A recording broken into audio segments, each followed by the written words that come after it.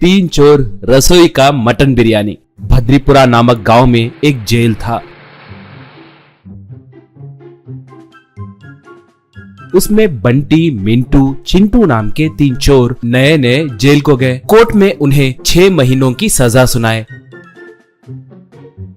Jailer उन लोगों से रसोई में खाना बनवाने लगा। उनमें से चिंटू को खाना बनाने में बहुत मजा आने लगा। वो धीरे धीरे खाना बनाना अच्छे से सीख गया। खासकर मटन बिरयानी बहुत बढ़िया बनाने लगा।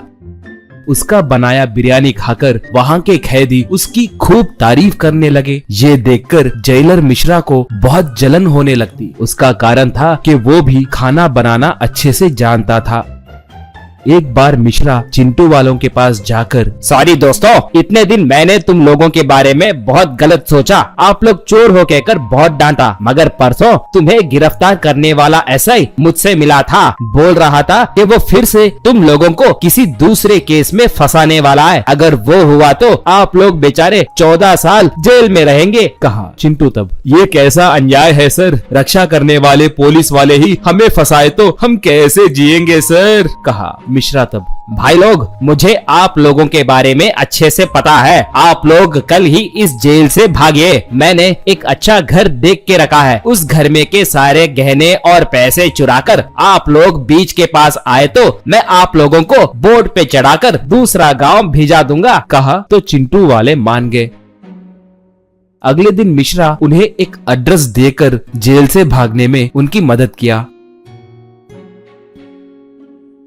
चिंटू वाले उस एड्रेस को ढूंढते हुए उस घर को पहुंच गए। वहां पर मौजूद एक बड़े बंगले को देखकर चिंटू, यार हमने कुछ और ही सोचा था, मगर जेलर मिश्रा मामूली इंसान नहीं है, बहुत अच्छे आदमी है। चलो यार सब लूटकर यहाँ से भागेंगे, कहकर अंदर गए। उसके बाद जेलर मिश्रा और उसका असिस्टेंट भी उनका पीछा करते हुए वहां पर पहुंच गए। वो छुपकर खिड़की में से झांककर चिंटू वाले अंदर क्या कर रहे हैं कहकर देखने लगे। ऐसे चिंटू वाले पूरा घर छानबीन करके बोरियां भर के सोना, पैसे और हीरे इकट्ठा किए। इतने में चिंटू पानी पीने के लिए फ्रिज को खोला। तभी उसे मटन बिरयानी बनाने के सारे सामग्री दिखे। इससे चिंटू उन सामग्रियों को लेकर रसोई में गया। मिंटू वालों के लाख मना करने पर भी उसने मटन बिरयानी बनाना शुरू किया।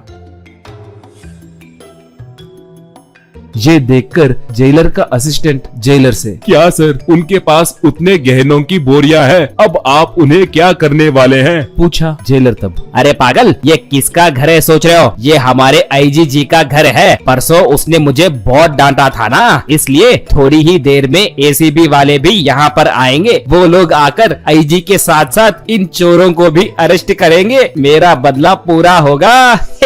कहा। इतने में आईजी और उसके दोस्त कार में घर को आए। वो लोग घर के अंदर जाकर वहां पर मौजूद चोरों को देखकर अपने बंदूकों को निकालकर मिंटू वालों को धमकाने लगे। इससे वो लोग आईजी को जेलर मिश्रा ने उनसे जो कहा वो सब बताए। तब आईजी, ओहो तो ये सब मिश्रा का काम है, उसने तो बहुत बड़ा स्केच डाला, मगर भाई मटन बिरयानी की खुशबू अंदर से क्या खूब आ रही है। मैं गुस्से से तुम लोगों को यही ठोक देने वाला था, मगर उस बिरयानी की खुशबू सूंघकर मैं पिघल गया। अब तो बिरयानी पे टूट पड़ना है। तुम जल्दी जाकर हमारे लिए बिरयानी लाओ, कहा। अब वो तीनों आईजी और उसके दोस्तों को बिरयानी खिलाने लगे। ये सब खिड़की में से देख रहा जेलर का असिस्टेंट, सर आप कुछ गलत मत सोचिए सर, आप इतने बड़े बेवकूफ हैं कहकर मैंने नहीं सोचा। कैदियों को भगाना आपकी पहली गलती है, उन्हें हमारे आईजी जी के घर में चोरी के लिए भेजना और ये बात एसीबी वालों को बताना आपकी दूसरी गलती है। देखिए सर, एसीबी वाले और हमारे आईजी सर सब मिलकर कैसे आराम से बिरयानी खा रहे हैं। चिंटू वाले जब जेल से रिहा होंगे तब आईजी वाले उनसे एक होटल शुरू करवाएंगे और आखिर में आपको नौकरी से निकाल देंगे। हाँ एक और बात, मैं आपके पास दिखा तो मैं मेरी नौकरी भी खो बैठूंगा, इसलिए मैं अब यहाँ से भाग रहा हूँ, कहकर वो वहाँ से भाग गया। बाद में आईजी चिंटू वालों को कार में बिठाकर जेल ले गया और मिश्रा को सस्पेंड किया। बाद में चिंटू से एक अच्छा मटन बिरयानी होटल शुरू करवाया। पानी पूरी, गरीब का सस्ता पानी पूरी। शंकर नारायण ने डिग्री की परीक्षा पास कर ली, फिर नौकरी की तलाश करने लगा। कहीं नौकरी नहीं मिला तो वो इस चिंता में बैठा था कि कब उसकी नौकरी लगेगी। उसकी माँ थी महादेवी, उसके पति का देहांत हो गया था, इसीलिए वो लोगों के घरों में खाना बनाकर पैसे कमाती थी और अपने बेटे को पालती थी। उसका खाना बहुत स्वादिष्ट होता था। हर फंक्शन में लोग उसके आने की फरमाइश करते, भाई महादेवी जी को जरूर लाना, उनके हाथ का पानी पूरी बहुत स्वादिष्ट होता है। वो कैटरर से ये फरमाइश जरूर करते। इस तरह कैटरिंग के कॉन्ट्रैक्टर हर फंक्शन में उसे ले जाते,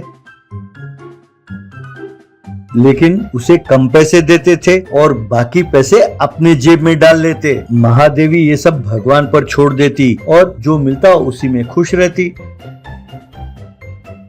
एक दिन शंकर अपने माँ से, माँ अब मैं तंग आ गया हूँ, मुझे कोई उम्मीद नहीं है कि मुझे नौकरी मिलेगी। मैं सोचता हूँ कि मैं एक ठेला खरीद लूँ और जो तुम पानी पूरी बनाते हो वो बेचकर मैं अपना गुजारा कर लूँ। अब तक तुम मेरे लिए काफी तकलीफ उठा चुकी हो, अब से घर की जिम्मेदारी मैं संभाल लूंगा माँ। तब दुखी होती हुई माँ, बेटा तुमने इतनी पढ़ाई की है, मैं चाहती थी कि तुम अच्छी नौकरी कर लो और थक से रहो, और तुम कहते हो तुम ठेला लेकर गली गली घूमते हुए पानी पूरी बेचोगे। अभी इन हाथों में जान है बेटा, तुम चिंता ना करो। तब शंकर, तो ठीक है माँ, अगर तुम्हें पसंद नहीं है कि मैं गली गली घूमकर पानी पूरी बेचूं, तो अपने घर के बाहर ही एक दुकान खोल लेता हूँ और वहीं पानी पूरी बेचूंगा। अगर अपनी दुकान चल पड़ी तो तुम्हें किसी शादी या ब्याह में जाकर खाना बनाने की जरूरत नहीं पड़ेगी माँ। इस तरह उसने एक बोर्ड लिखवाया, शंकर महादेवी अम्मा पानी पूरी, और घर के बाहर ही पानी पूरी बेचने लगा।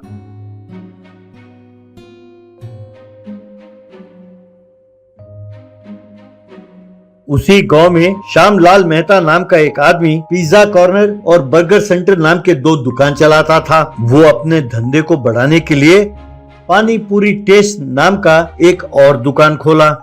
वहाँ पानी पूरी खाकर लोग, अरे ये पानी पूरी कोई खास नहीं है, पर से एक प्लेट 120 रुपए, बहुत महंगा है, और महादेव अम्मा का पानी पूरी बहुत स्वादिष्ट होता है और जितने मर्जी प्लेट पानी पूरी खा लो पेट नहीं भरता। भाई पानी पूरी का असली स्वाद वही है, और सबसे बढ़िया बात ये है कि एक प्लेट केवल 30 रुपए का है। ये बात सुनकर श्यामलाल मेहता ने अपने स्टाफ से पूछताछ की तो उन्होंने कहा, हाँ सर वो सच कहते हैं। तब श्यामलाल ने अपने सारे रसोइयों को बुलाया और उनसे पानी पूरी बनाने को कहा। फिर भी सब कस्टमर महादेव अम्मा पानी पूरी की ही प्रशंसा करते थे। तब श्यामलाल अपने गाड़ी निकाला और सीधा महादेव अम्मा पानी पूरी स्टॉल के पास गया और वहां जाकर उसने पानी पूरी मांगा। शंकर ने उसे एक प्लेट पानी पूरी दिया।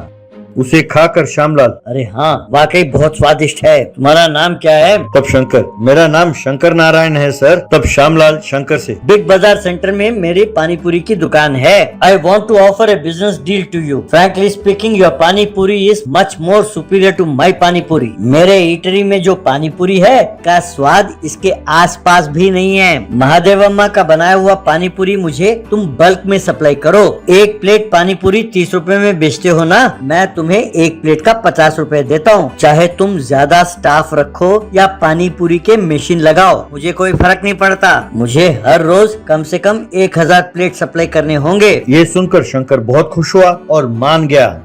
श्यामलाल ने 10,000 रुपए का एडवांस दिया और वहाँ से चला गया।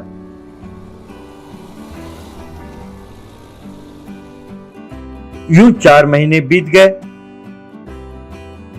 श्यामलाल को पानी पूरी सप्लाई करते करते शंकर उसके दुकान पर आने वाले ग्राहकों को भी पानी पूरी बेचने लगा। एक दिन पानी पूरी बनाते बनाते अचानक महादेव अम्मा वहीं गिर गई।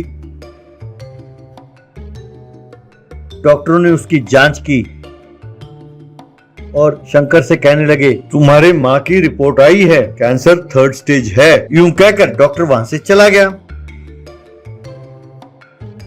शंकर रोने लगा। तब महादेव अम्मा, बेटा ये सब ऊपर वाले का खेल है, दुखी होने से काम नहीं चलेगा। किसी से ना कहना कि मुझे ये बीमारी है, खास तौर पर श्यामलाल से। जब मैं मर जाऊंगी तो श्यामलाल तुम्हें ऑर्डर नहीं देगा, क्योंकि तुम मेरी तरह पानी पूरी नहीं बना सकते और कोई ये सीख भी नहीं सकता। इसलिए तुम श्यामलाल को बुलाओ, मैं उसे बात करना चाहती हूँ। श्यामलाल आया। श्यामलाल से महादेव अम्मा। मेरा बांजा लखनऊ में दाबा चलाता है। वो कुछ दिन पहले यहाँ आया था। उसने मेरा पानी पूरी खाया और कहने लगा कि वो बिग बाजार सेंटर में पानी पूरी ईटरी खोलेगा और उसमें शंकर को मैनेजर रखेगा। वो आपके दुकान के पास ही दुकान खोलना चाहता है। तब हो सकता है कि मैं आपको पानी पूरी सप्लाई ना कर पाऊँ, क्योंकि अगर मैं ऐसा करूँगी तो मेरा बांजा बहुत दुखी होगा। तब श्यामलाल, ये क्या बहन जी, अभी अभी तो मेरा बिजनेस शुरू हुआ है। अगर ऐसे में आपने सप्लाई बंद कर दिया तो मेरा बिजनेस मार खाएगा। तब महादेव अम्मा, तो आप ही बताइए ना भाई साहब कि मैं क्या करूं। मेरे बेटे ने डिग्री की पढ़ाई पूरी की है, लेकिन उसे कोई नौकरी ही नहीं मिलती। तब श्यामलाल, आपके भांजे ने कहा ना कि वो शंकर को मैनेजर रखेगा। मैं आपके बेटे को मेरे दुकान में 40% का पार्टनर बनाऊंगा। कल ही मैं दस्तावेज तैयार करके आपके पास भेजता हूँ। आप यूँ समझिए कि शंकर का लाइफ सेटल हो गया। यूं कहकर चला गया। उसके जाने के बाद शंकर, पर माँ आपका भाई है कौन और भांजा कौन है? तब महादेव अम्मा मुस्कुराती हुई, कोई नहीं है बेटा, मैंने तो बस यूं ही कह दिया था। शंकर मुस्कुराते हुए, चलो माँ, एक बड़े अस्पताल के डॉक्टर ने तुम्हारा रिपोर्ट देखा और कहने लगे कि वो तुम्हारा इलाज करेंगे। ये सुनकर माँ बहुत खुश हुई।